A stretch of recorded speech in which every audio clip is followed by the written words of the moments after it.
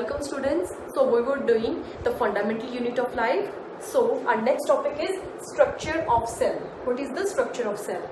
Although cell have different number, different shape and different size, but there are three things in a cell which is common. In structure of cell there is three things which are common. First is plasma membrane. Whatever is the structure is, whatever the number of a cell is, but three things are common is plasma membrane, cytoplasm, third is nucleus. These are the three things which are common in all the cells.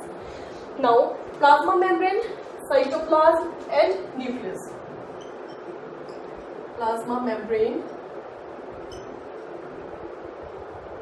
nucleus and third is cytoplasm.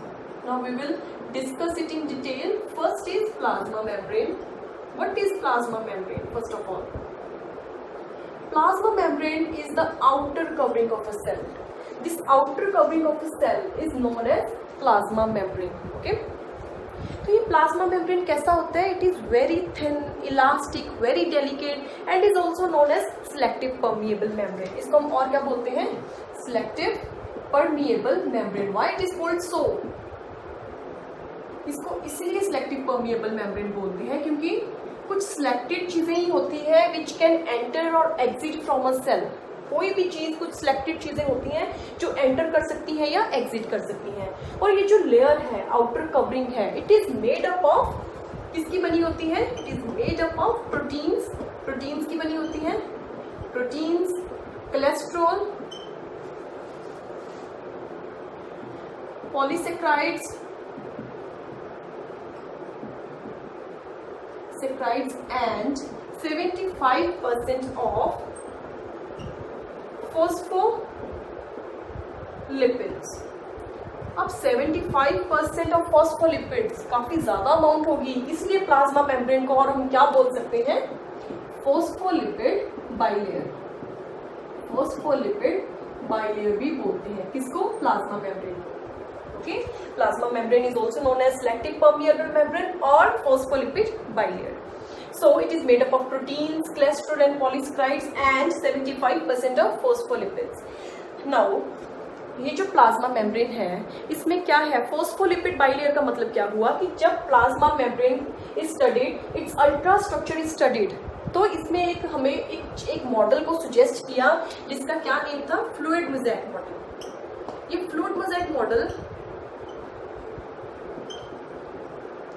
ये क्या suggest करता है? It suggest कि there are number of protein icebergs floating on the sea of lipids. क्या बोलते हैं?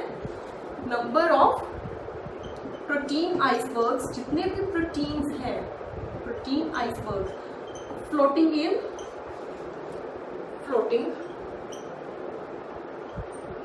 In the sea of lipids. कि lipids हैं बहुत ज्यादा अमाउंट में, लेकिन उसके ऊपर जैसे एक आइस फ्लोट करती है वाटर के ऊपर, ऐसे लिपिड्स के ऊपर क्या फ्लोट करती है? प्रोटीन, है ना. तो ये क्या बोलते हैं? फ्लूइड मोज़ेक मॉडल क्या था? जो प्लाज्मा मेम्ब्रेन का अल्ट्रा स्ट्रक्चर था उसको एक्सप्लेन करने के लिए एक मॉडल तैयार किया गया जिसका नेम था fluid mosaic model. What it suggest that there are number of protein icebergs floating in the sea of lipids. कि लिपिड्स के ऊपर प्रोटीन्स हैं, जैसे कि एक आइस फ्लोट करती है वाटर के ऊपर, ऐसी प्रोटीन्स फ्लोट करती है लिपिड्स के ऊपर, इसलिए उसको और क्या बोलते हैं? Phospholipid bilayer. तो इसका फंक्शन क्या है? What is the function of plasma membrane? Function ये है plasma membrane, it is a, तो प्लाज्मा मेम्ब्रेन क्या करता है? ये कुछ सिलेक्टेड चीजों की, सेमी परमिएबल मेम्ब्रेन मीन कुछ सिलेक्टेड चीजों की, some selected materials can enter in and out of the cell. कुछ जो हमारे पास मटेरियल्स हैं वो एंटर कर सकते हैं या एग्जिट कर सकते हैं इस प्लाज्मा मेम्ब्रेन के through. This is the function of plasma membrane.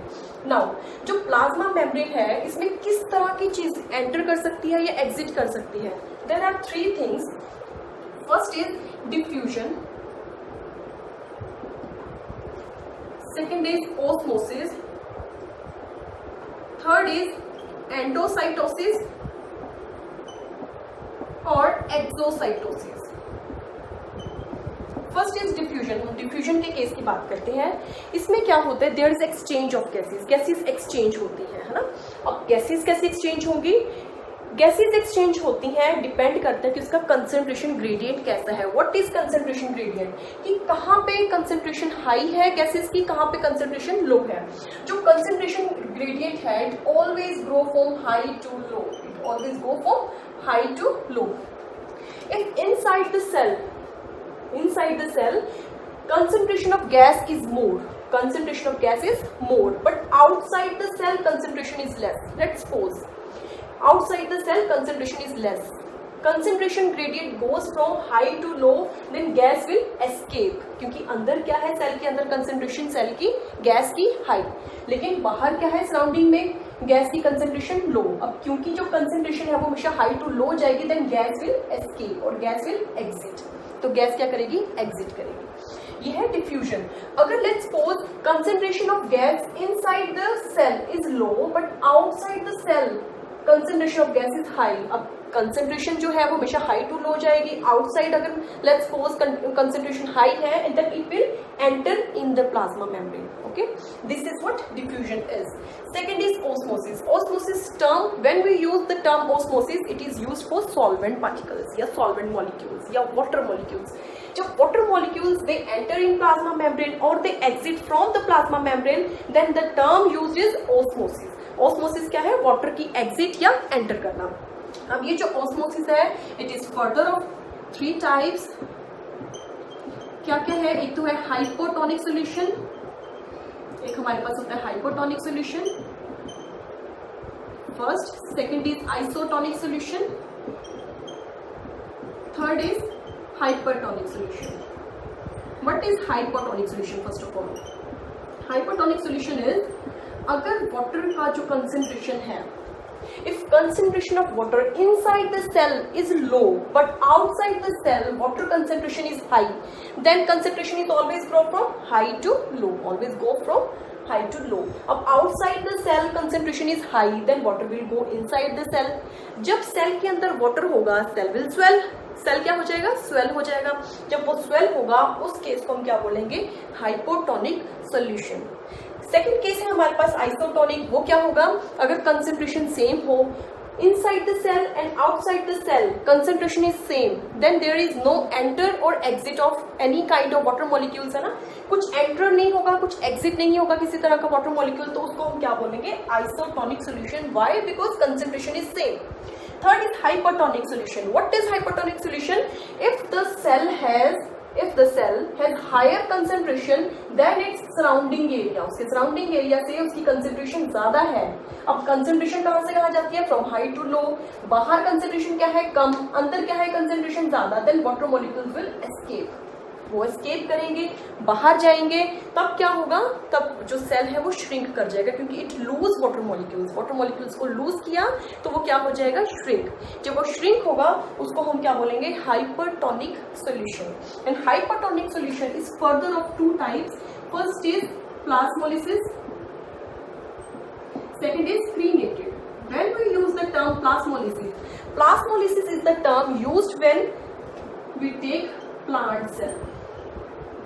If cell shrink, if cell loses water, it shrink, and that cell is plant cell, then it is known as, the term we use is plasmolysis. And if the cell which gets shrink is animal cell, अगर वो animal cell होगा, जो cell shrink हुआ है, animal cell में red blood cells हो सकते हैं ना, तो अगर जो सेल श्रिंक कर रहे हैं, जो वाटर मॉलिक्यूल्स को लूज कर रहा है, वो एनिमल सेल है, तो हम कौन सा टर्म यूज करेंगे, क्रीनेटेड, क्योंकि सेल क्या कर रहा है, shrink. This is osmosis. Next is we have endocytosis. What is endocytosis? जैसे as I already told, plasma membrane is selective permeable membrane. कुछ सिलेक्टेड चीजें इस मेम्ब्रेन के अंदर एंटर या एग्जिट कर सकती हैं. वो कौन कौन सी हैं? एक तो गैसेज हैं, वाटर मॉलिक्यूल्स हैं. Third is solid particles. जितने भी सॉलिड पार्टिकल्स हैं वो भी एंटर कर सकते हैं या एग्जिट कर सकते हैं. अगर कोई सॉलिड पार्टिकल एंटर करेगा तो उसको हम क्या बोलेंगे, एंडोसाइटोसिस. अगेन जो एंडोसाइटोसिस है, it is of 2 types. Endocytosis it is further of 2 types. First is phagocytosis, second is pinocytosis. Phagocytosis means if जो सॉलिड पार्टिकल्स हैं जो वो इनटेक कर रहा है एक सेल, वो हो सॉलिड पार्टिकल्स हो. अगर सॉलिड मटेरियल इनटेक कर रहे हैं तो उस टर्म को हम बोलेंगे एंडोसाइटोसिस। लेकिन अगर सॉलिड पार्टिकल्स हो the term used is phagocytosis. तो हम सेल कौन सी टर्म यूज करेंगे? फेगोसाइटोसिस। लेकिन अगर सॉलिड पार्टिकल की जगह कोई फ्लूइड हो या कुछ ड्रॉपलेट्स हो, अगर droplets of extra cellular fluid, then we use pinocytosis, जिसको हम और क्या बोलते हैं? Cell drinking. अगर एक सेल फ्लूइड इनटेक कर रहे हैं तो then we use the term pinocytosis. If cell take solid particles then we use phagocytosis. The term we use is phagocytosis. Again, endocytosis is of two types, phago and pilocytosis. Last is exocytosis. Exocytosis means जैसे हम कुछ intake करते हैं, हमारी body कुछ खाती है, वो उसको डाइजेस्ट करती है, एनर्जी प्रोवाइड करता है फूड, और उसके बाद क्या करता है? एक्सक्रीट कर देते हैं। वैसे सेल में क्या होता है, जब वो कोई सॉलिड पार्टिकल्स को इनटेक करता है, उसके बाद उसको डाइजेस्ट करने के बाद जो एनर्जी वो प्रोवाइड करता है फूड, उसके बाद क्या होता है? जो वेस्ट होता है वो एक्सक्रीट हो जाता है। जो वेस्ट एक्सक्रीट होता है उसको क्या बोलते हैं? एक्सोसाइटोसिस। एक्सोसाइटोसिस को हम और क्या बोलते हैं? Cell vomiting.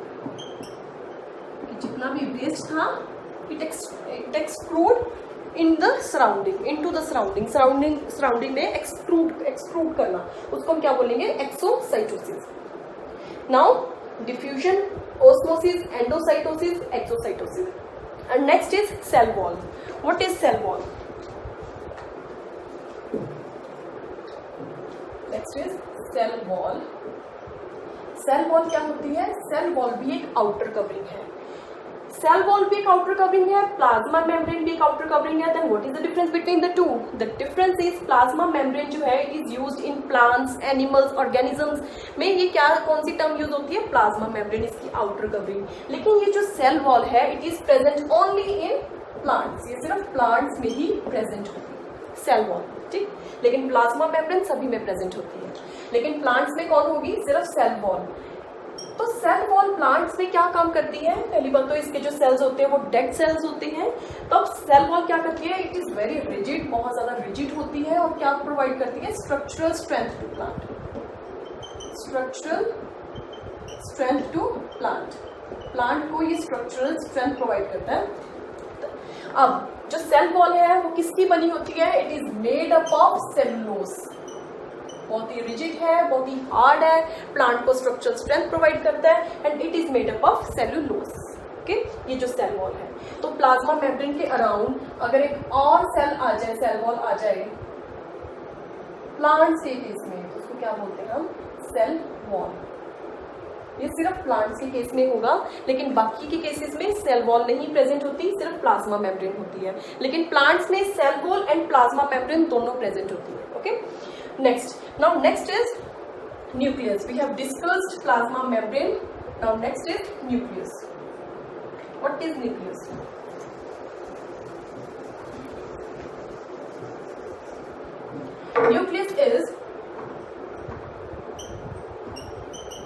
न्यूक्लियस का जो स्ट्रक्चर होता है वो कुछ इस टाइप का होता है।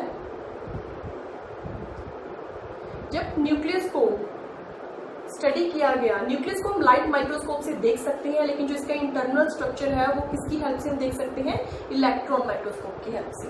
तो जो एक न्यूक्लियस का जो एक एनवेल्प है, जो न्यूक्लियस को कवर करके लगता है, इसको बोलते हैं न्यूक्लियर एनवेल्प। ओके, और ये जो स्पेस है हमारे पास, ये जो बीच में स्पेस है, इसको हम बोलते हैं न्यूक्लियर पोर। Nuclear pores. इस पोर्स से क्या होगा? कोई भी मटेरियल है वो यहाँ से एंटर करेगा, जितने भी मटेरियल्स हैं यहाँ से एंटर, ये एग्जिट करेंगे। किसके? कहाँ से? न्यूक्लियर पोर्स से। इसके सेंटर में एक न्यूक्लियोलस होता है, जिसका कोई मेम्ब्रेन नहीं होती, जैसे सभी की एक आउटर कवरिंग है, लेकिन ये जो न्यूक्लियोलस है इसकी कोई मेम्ब्रेन, आउटर मेम्ब्रेन नहीं होती। उसके बाद इसके बीच में, न्यूक्लियस के बीच में न्यूक्लियोलस, और जैसे सेल के बीच में एक साइटोप्लाज्म होता है, ऐसे न्यूक्लियस के बीच में क्या होता है? न्यूक्लियोप्लाज्म। न्यूक्लियोप्लाज्म। अब इस न्यूक्लियोप्लाज्म में क्या होता है? क्रोमैटिन मटेरियल, जो थ्रेड लाइक स्ट्रक्चर होता है प्रेजेंट।